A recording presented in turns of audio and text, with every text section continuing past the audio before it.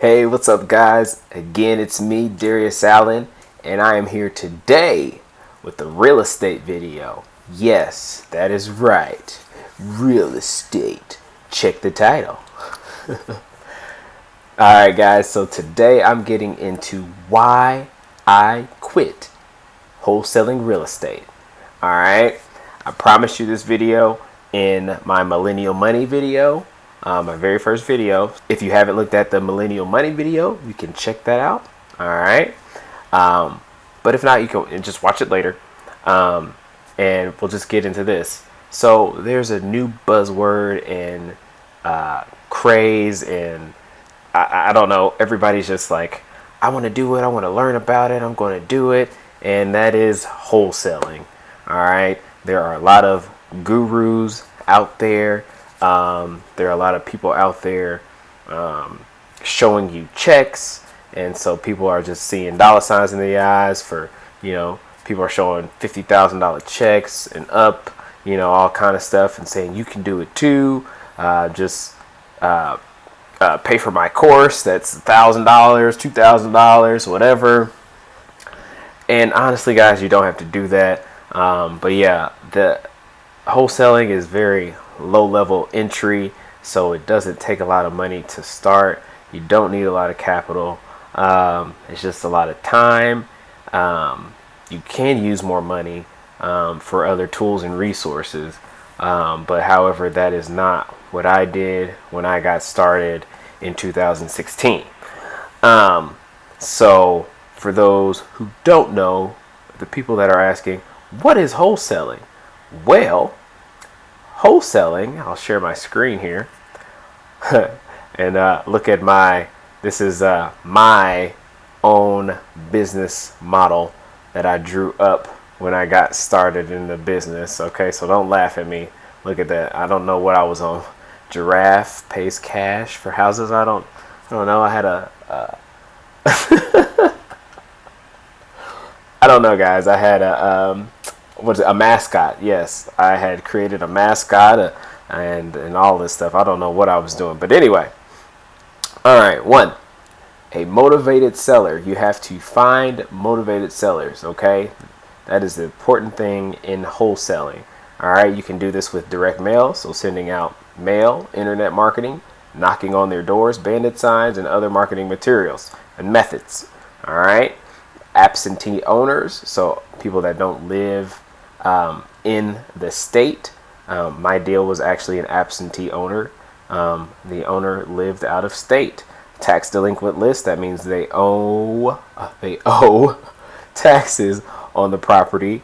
Code enforcement list, meaning, high grass, the property looks trashed, so there are fees involved with that on the property.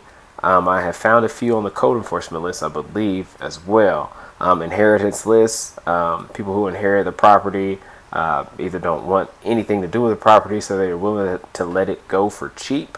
And the free and clear list, so these individuals own the property 100%, and we're just looking to do a deal. And the last one, people filing bankruptcy. There's also a divorce list. The list goes on. Okay, but these are the main ones to attack when you are looking for a wholesale deal. Number two, you want to negotiate a great deal. Do some research on the property, and this is what leave room for a wholesale fee, because you are doing a lot of work. So yeah, leave room for a wholesale fee, and you place the property under contract with the seller. And after the contract is signed, send copy to your title company. Start marketing for an end buyer if you don't already have one, and then you assign that contract that you initially signed with the seller to the end buyer and collect a deposit from the end buyer. And then you take that and all that stuff to the title company, and then you close, and then you get a nice check from the title company. Rinse, wash, and repeat. That's what I just gave you, the entire wholesaling business model. Short, simple, straightforward, and to the point, as easy as possible. Sounds easy, but that is a lot of work. That's not why I stopped though. I ain't lazy. Come on now. Yeah. So I learned this business for free. That's right, for free. I did not pay a dime. Okay, I lied. I paid $10. I lied. I paid $10 for my man Nasser. Shout out to Nasser.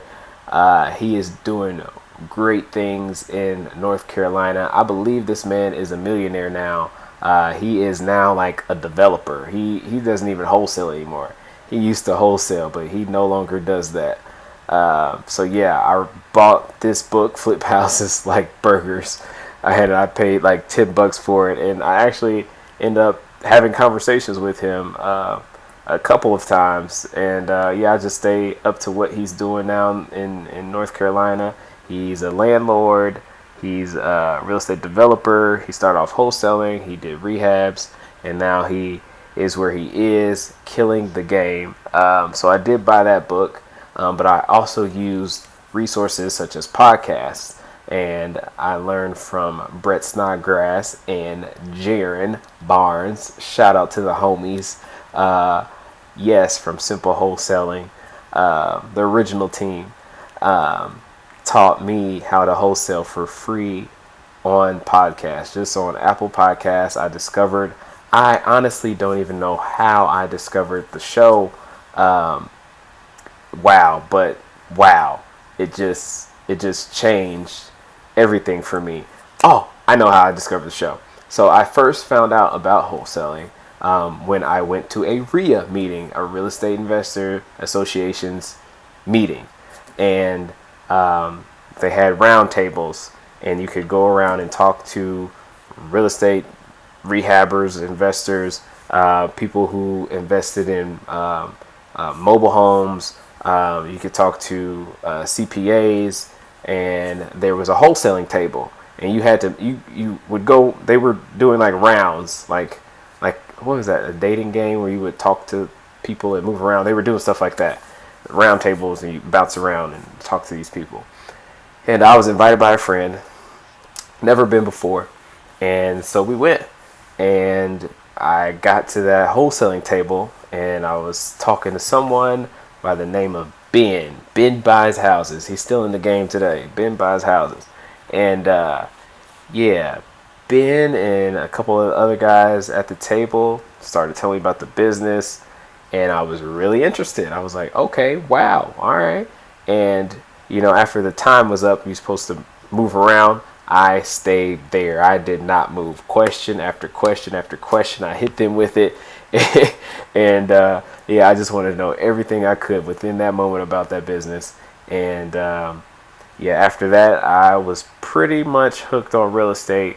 And I was pretty sure that I was definitely going to be looking for some wholesale deals.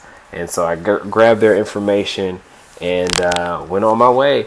And that was probably August of 2016. Yeah, I would say July or August of 2016. And I got into action. I started to educate myself. So that's what happened. I started Googling wholesaling, Indianapolis, all that stuff. And then I discovered the Simple Wholesaling podcast, which changed my life. That team, Brett, Jaron, Tyler, Alex, all those guys over there changed my life completely. The amount of education I received from Simple Wholesaling, and I mean even Nasser with his Flip Houses Like Burgers, just the wealth of information that I received is just phenomenal. Wealth of information, the support, all of that, just unreal. And it all started with just me taking action. And so that's what I did. So I had, again, you saw the business model, got it down, read the book. That's what I need to do. All right, let's do it. So I got to work. I was doing the Amazon Flex program, earning a little money, probably about $200 a week, if that, making deliveries for Amazon. And I was just throwing that money into real estate. And I probably only spent about $600 until that first lead came in. And I received that lead in December of 2016. and then we started the negotiations. Went out to see the house, took pictures and all that kind of stuff, and here it is. I'll show you. Not Nasser, we already talked about that. Let's see, flip houses, like there's the fam. Here it is. Look at that. Beat up like that. It was scary. I was scared to enter this property, to be completely 100 with you. Look at that. The neighbors were like, oh yeah, there's drug addicts that go in there and do drugs. I was like, oh well, thank you. Yeah, I need to know that, huh? Okay, thanks. I actually went with a friend, so I didn't go alone. And yeah, we just checked out the property. There was blood on the walls. There were a lot of things in this property, that needles, like she said, there were people coming in and out of this property. Yeah, that property was not okay. All right. So yeah, I didn't know what it was going to be worth, but it was in an area that was definitely close to an area that was definitely seeing their property values increase. Rehabbers were there. Developers were in the area north of this property, and I had no idea. I didn't know. This was my first deal. I don't know what I'm getting into. You know, I read the books, I was prepared and thought of this, but when it came to calculating the deal, on trying to find the spread, that's where it got a little difficult for me anyway, for the first deal. So that's when I didn't reach out to them. I waited. I had their phone number, and then I reached out to them with a deal. I reached out to Simple Wholesaling and said, hey, let's partner in on this. I didn't even try to sell it myself. I didn't really know for sure. I just needed a little extra push, and I guess in confidence, which cost me some money, but that's okay. You know, it was through teamwork where I could learn more. And well, we did the deal. Finally got it under contract after back and forth with the seller. The seller, again, lived out of state, and his plan, or he was supposed to be renting it out. He said that there was a property management company that was supposed to be renting it out, but he never heard from the property management company. He didn't even know the condition of the property.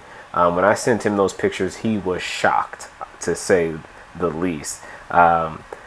So yeah, he had no idea, and those are kind of like, that's kind of why people, you know, savvy investors do not recommend buying properties outside of, you know, say 30 minutes to an hour of from where you're from. If you want to drive that far, you want to put a property management company in place, you better vet them and make sure that they are a reputable property management company, because as you can see, this seller, he did get played.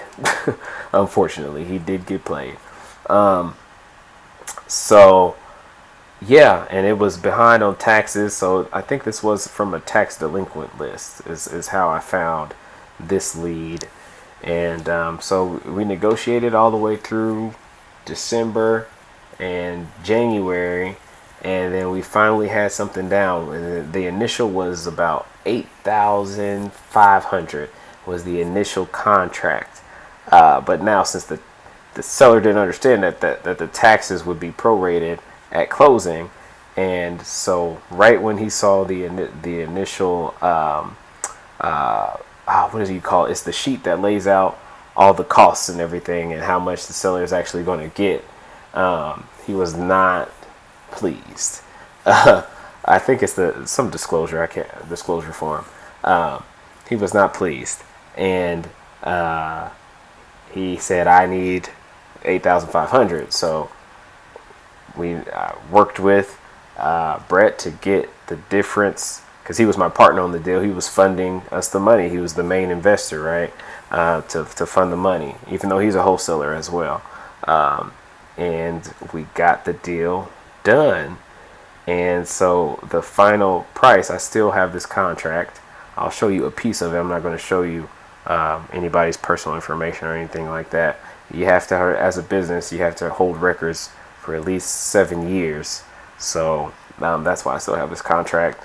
So right here was the final sales price. $11,750 is what we paid the seller. Okay, it's what we paid him. What we paid him. And yeah, deal was done. Seller was like, okay, good riddance, done with that. It put a hole in my pocket, but whatever. And yeah, he went on. So now it was our job to sell the property. We're looking for a end buyer that is going to fix the property up and either rent it out or sell it to a retail buyer that is going to live in the house. And sure enough, it's funny because I had no idea like what it would sell for. You know, I'm still learning the game, or what it could sell for.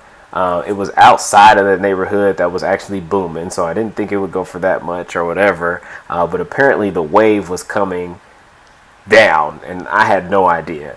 And so Brett and I were talking about, well, how much we should sell it for and all of this. And I was like, I don't know. I think I threw out something like 50,000 or something like that. He was like, 50? That's too high. So he was so he said, let's list it for 30,000. And so that's what they said. And so they sent out a team member to put out the sign, and the person didn't even get to put, I think it was Jaron who put out the sign. I can't remember. Maybe it was Tyler or Alex. I don't know.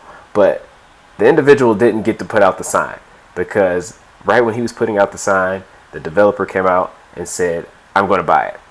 It was sold on day one after we got the property. So Brett thought, well, maybe I should have listed it for more. It went so fast. And so, yeah, the property went for 30,000. So we got the deal done like that. So this is now February, and we close on the deal just like that, cash in February. All right, so here is the official deal breakdown. I just typed in some numbers here. I'll show you here. Move my face here. Bam. Okay. Let's see if you can see that. All right, so here is what the seller paid, or what we paid the seller. Okay, when I got the deal under contract. And again, I didn't have any money. I didn't have $11,750. So I wrote this contract with specific instructions in the contract, or clauses, let's just say clauses in the contract that says I have the right to transfer ownership of this contract to someone else that will then purchase this. Okay, so that's what gave me the right to transfer this contract to Brett's company. Okay, and then the wholesaler, Brett, who actually had funds to purchase the property, purchases the property cash and closes, and then we sell it to the investor for 30,000 cash, and then the developer fixes this property up. He takes on the most risk, right? You know, getting people in there to fix it up. Actually, I'm sorry, this is a developer. They tore this house down. I'll show you the in picture here in a second, but they tore this house down. That structure did, I think maybe a little bit of the structure stayed, but not all of it. There's no way, because this was well, it had a basement, but it was a one level. It didn't have an upstairs. Okay, so it was a one level, and they turned it into, I don't know, man. It's just a big house now. It's crazy. So you see that now. Here's the breakdown of that. The yellow part, I'm in the way. Let me move my face. No, not that part. Me. Oh, sorry. I was on the wrong screen. I got confused. So here is the breakdown of that. This is the seller's portion that they received. This is the wholesalers portion is what we received, and this is what the real estate developer received. Now, granted, costs, we're not factoring in all of that, because after costs and everything, gross, Brenton, well, the company, so his company and my company each made about 9,000 each, but after costs, brought it down to about 8,000 and something. So maybe 8,600 or whatever. So same here with the real estate developer. We can already knock in the cost of 30,000. So take that out, 208,000. And no telling for materials and all of that. So maybe they made a good profit of 130,000 or something like that. We don't know. I can only assume what they actually made, but this is just what we know that they received back gross. Okay, like we know that it sold for 238,000. Okay, so total number involved was almost about $280,000 from seller to wholesaler to the end of the real estate developer and the retail buyer buying it for 238,000. Okay, and so this is the part that I don't know, something with me. This is kind of why I stopped wholesaling. If you look at this, so the seller received 4%. The seller received 4%. We received 11%, and the developer received about the biggest chunk. Took on the most risk, 85%. So this is what I don't know. I would rather see the seller get more, and I think that's the benefit of having a real estate agent and just cutting them 3%, because look, you missed out on 15%. Like, that's a pretty big amount there, and this is why I don't like wholesaling. Now, wholesaling, so this is, you have to get, so there are wholesalers out here right now, okay, that are getting into the game, and they don't have, like me, $12,000. Let's just round it up. Don't have $12,000, okay? And that's the problem. If you don't have the money, you can't play the game. There are times where you can transfer ownership, and it's legal. There's legal contracts for you, clauses. This was a perfectly legal and sound deal. But for me, from a moral standpoint, I was just like not okay. As I did more transactions, I started to think like, are we taking advantage of the seller? And I think so. I think you're taking advantage of the seller. You're providing a service, yes, but not to the seller, not to the seller's benefit. You're providing a service to the end investor's benefit. So the real estate developer, the rehabber, the rental investor, you're providing a service to them. You're not really providing a service to the seller. And yes, you can argue that, well, they negotiated, they felt that their price was fair, so they agreed to that. This is true. Yes, that is all true. But for me, like, I know that like, if my switch turns on, I can be manipulative and a great negotiator on these types of deals. And it just didn't sit right with me, because I believe that, if working with a real estate agent, you could have gotten more for your property, and that's what the real estate agent is there to do. And a lot of people, for some reason, believe that the real estate agent isn't there for that.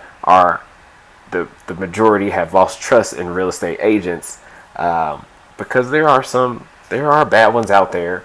There are ones not doing their job, but there are the really good ones that do their job right, and they will hustle and work hard for you. I've seen both sides of the coin. But yeah, we're like, look at that. Like, you're taking this equity that the seller had took risk to do right there, and we're kind of taking that from them, because when a wholesaler has to come in who doesn't have any money, has to come in and negotiate to then go find a bigger wholesaler. Because this is how it works. There's smaller wholesalers who don't have any money, and then there's bigger companies that actually have cash to buy those properties.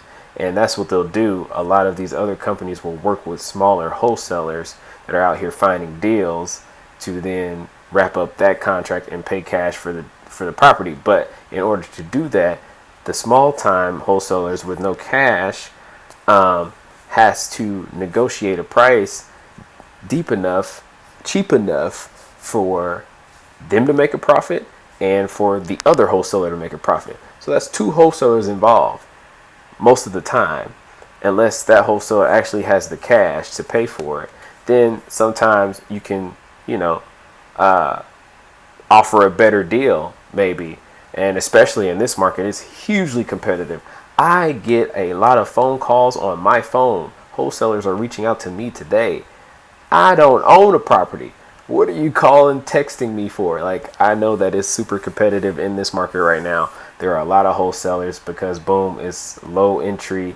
It's easy to get into it. And yeah, it's super competitive. I welcome competition, but I know when a wave has run its course and it's time to go find another wave. For me, like, the bigger companies can hold on to the wave. They have a bigger ship, My company was just getting started. It was a little tugboat, an engine that could. And again, from a moral standpoint, I just didn't want to be in that arena of handling sellers that way when I feel like they deserve. Because I'll put myself in that position. One day, maybe I'll be a motivated seller. You never know. So I just put myself in their shoes and think about what they're experiencing. And maybe the hardships they're going through, and maybe how they could use that extra money to do something with. That would have been what, $41,000 in the seller's pocket. It could have been just about, if the real estate agent got paid 3% or whatever. So yeah, that is why I no longer wholesale. And as well as because of the heavy competition for the smaller wholesalers, man, it's just insane. I wish you guys the best of luck if you want to continue to do that. Now, there are some times when deals fall into your lap and it makes sense to do a wholesale deal, but to just continually go after them like that, that just doesn't make sense to me anymore. I am not against wholesaling. I'm not against the wholesalers that actually say when they have cash and they're going to close and they really have the cash, that's cool. Go ahead and do your thing. But I don't like the wholesale. The thing that I was doing, that's what most of the wholesalers are out here doing. Yeah, we have cash. We'll close fast and all of that on the phone with the seller. And they know good darn well they don't have the cash. And, it's some partner that has the cash, which is another wholesaler, or they intend to tie up this property in a contract for, say, 60. They'll tell you we'll close in 30 days, but they'll lock up the property for 60, 90 days, and they're trying to market the property and find an end buyer without working with another wholesaler that has a nice pool of end buyers if you don't have a pool of your own end buyers. So, yeah, that's just why I pulled out, man. It tore at me, man, to be completely honest with you. It tore at me. It wasn't, to me, a good moral thing. I would like for everyone to win. The seller could win. The seller needs to win. The wholesaler needs to win. And the end person, whether it's a investor, rehabber, rental, whatever, can win too.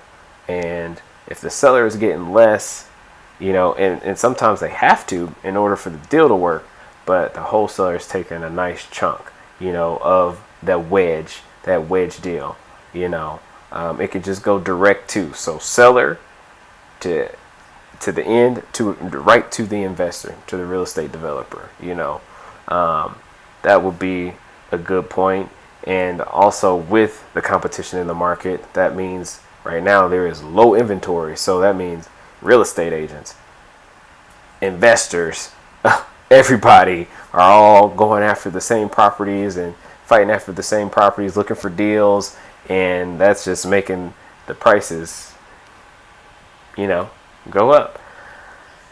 It's the name of the game. It's how I like again, I still love real estate, but I'm going at it now in a different manner that I believe helps all parties involved. I want to create more home ownership in communities there where there are more rentals than home ownership. So that is my focus, and that is what I'm pursuing as a real estate investor slash agent, if you will. So that is where I am headed, and that is why I stopped wholesaling. So now for the final show, what you've been waiting for, what the house looks like today and what it is currently valued at. So here it is on, what does the king say? Who's the king? Zillow. What does Zillow say? So Zillow doesn't have any new pictures, but we can see right here it was purchased in 2017 for $238. Okay, right there. And his estimate right now is crazy, 275. Wait, how much did they pay for it? 279. So his estimate's like under, or no, 238. No, so that's good. Yeah, 238. So that's good. 275, definitely equity. I will say I have to go up in this market. Go back to the, come on. Where did I go? Hold on, let me find it. Here we go. Forgot it was on big screen. So it has to be in this market, right? Numbers gotta go up. Let me make it small again so I can. So that's what Zillow says. 275. Let's round it up, 276. And look at that. Now it says 3-bed, 3-bath. This was not a 3-bed, 3-bath when I looked at the house. It was definitely a 2-bed, 2-bath. So let's see what it looks like now. Whoa. Look at that. Look at that. It still wasn't done because you can see. So it looks like they kept like some of the foundation, mostly the foundation of the house was kept. And they just built on top of that. And the Zestimate, or sorry, not a Zestimate, we are on Realtor. It says 272. And then here, now that's crazy. 355. Wow. 355,000. Okay.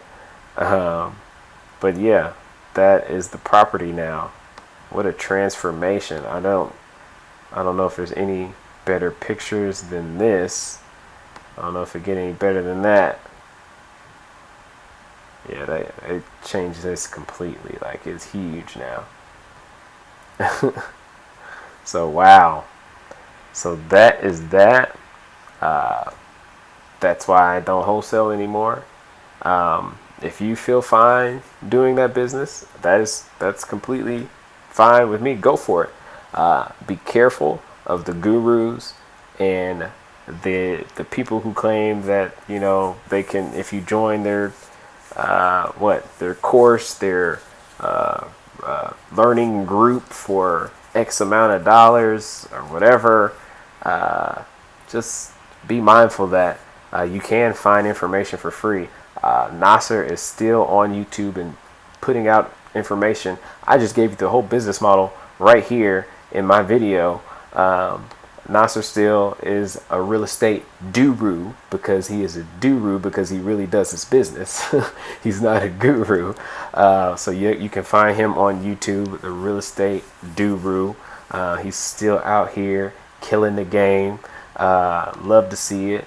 As well as Simple Wholesaling, they are still making podcasts and breaking down the business. They interview a bunch of different investors that do not just wholesaling, but all types of things. If you don't want to do wholesaling, you don't have to. That is just one way into wholesaling. You can be a real estate agent. You can be an appraiser. You can be there's one I just discovered. You could be a loan signing agent, which is You have to become a notary first and then become a loan signing agent in the state of Indiana and do loan closings.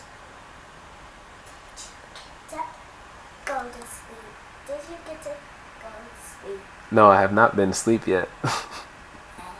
Yeah, I'm still up. And so you can do loan closings as a notary agent. There's just so many different things you can do. I'm trying to think of what else. You can work for a title company. Find a job as what is it? What are they called? They handle the documents. They do a lot of the handling of the documents. Why can't I think of the name? It'll probably like once I find it, I'll put it down. Oh, transaction coordinator. You could be a transaction coordinator. What else?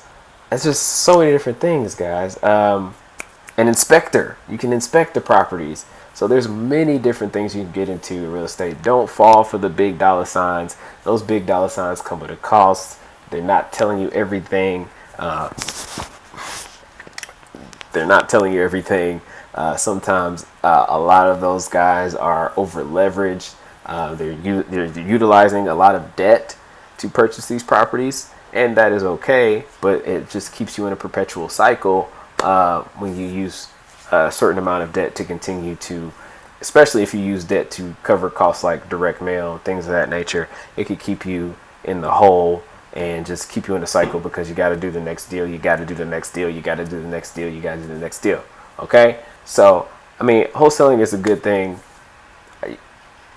It can be of a service. I can see a need for it, but you don't have to take advantage of the sellers. Okay, you can do a fair amount of, okay, this is enough for me. All right, I can make this much. Don't be greedy, guys. Like, that's the main thing for me. Do not be greedy. It's not right. Treat these sellers fairly if that's what you want to do, if that's what you want to wholesale. But real estate agents, get to these deals first. Get to these deals first, because these wholesalers are killing the game. Saying that they'll close quickly and all that kind of stuff. But that's it. That is my first real estate video on wholesaling. There'll be much more real estate videos because I have a wealth of knowledge on real estate, and I'm continuing to learn more as I go along this journey. Please like, comment, and subscribe if you like this video. Don't forget to hit the notification bell if you want to hear more of me and from me. Again, I am Darius Allen, and I'll catch you guys on the next video. Peace.